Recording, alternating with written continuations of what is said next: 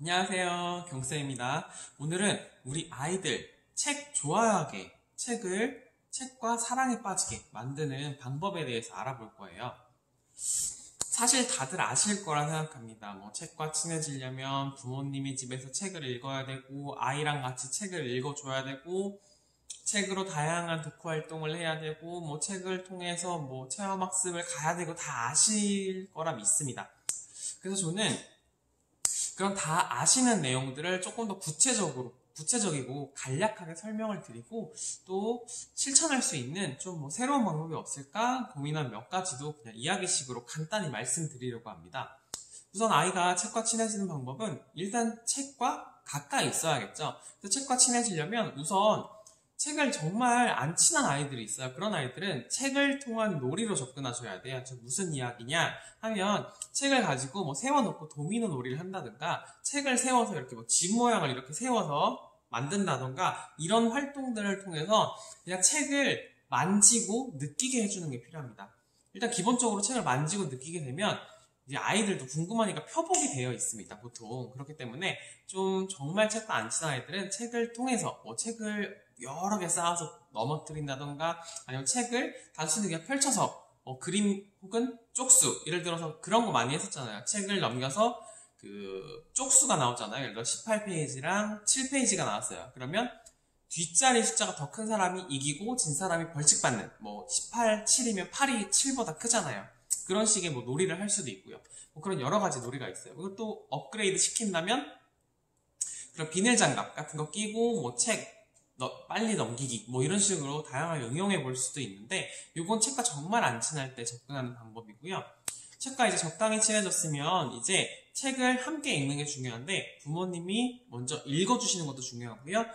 읽기가 너무 힘들면 아이랑 한쪽씩 번갈아서 읽으셔도 되고요. 그것도 좀 넘어가시면 이제 한 줄씩 읽으셔도 되고 그 다음엔 아이가 책을 읽는 단계까지 넘어가면 이제 아이의 읽기 독립은 어느 정도 완성이 됐습니다.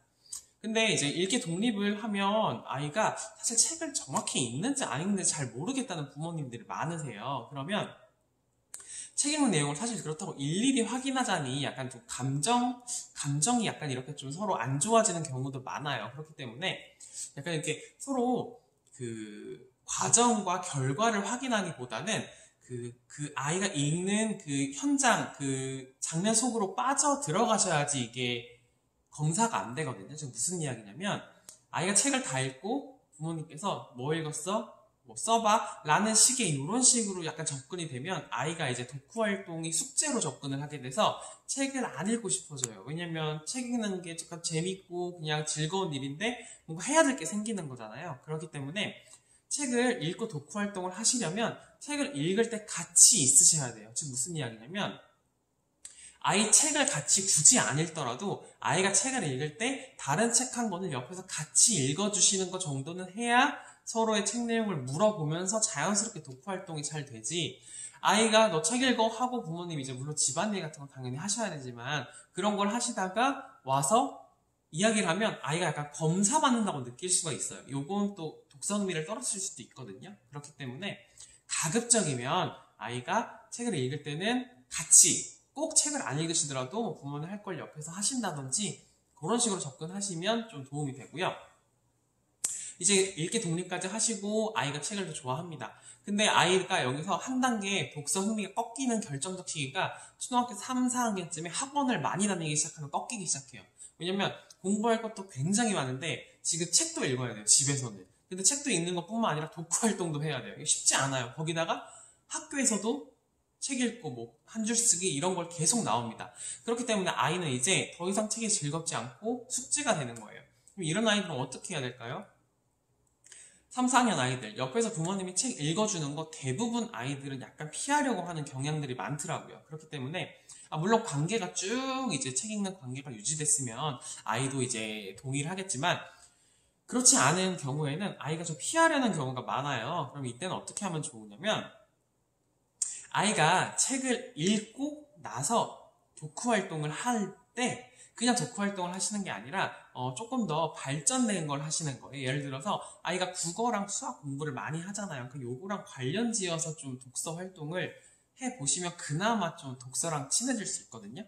그러니까 예를 들어서 아이가 책을 막 열심히 읽고 있으면 같이 일단 아까 제가 같이 책 읽어주라고 말씀드렸죠. 같이 책을 읽고 있으면 그때 이제 배운 내용을 가지고 아이가 책에서 읽은 내용으로 이제 표현을 하는 거예요. 이제 표현을 하면서 어떻게 하냐? 국어랑 수학이랑 관련을 지어서 표현을 하면 아이가 공부를 따로 할 시간이 없음에도 불구하고 공부를 하게 되는 거죠. 즉 아이가 책을 읽은 다음에 읽은 내용을 뭐 그림, 마인드맵, 그림, 일기 아니면 뭐 체험학습 보고서 아니면 뭐 느낀 점, 뭐 독서록 이런 식으로 좀 이제 구체적인 체계적으로 뭐 오감 글쓰기 이런 식으로 체계적으로 접근을 하다 보면 교과 공부를 복습하기보다는 이 독서를 통해서 공부가 되는 거예요.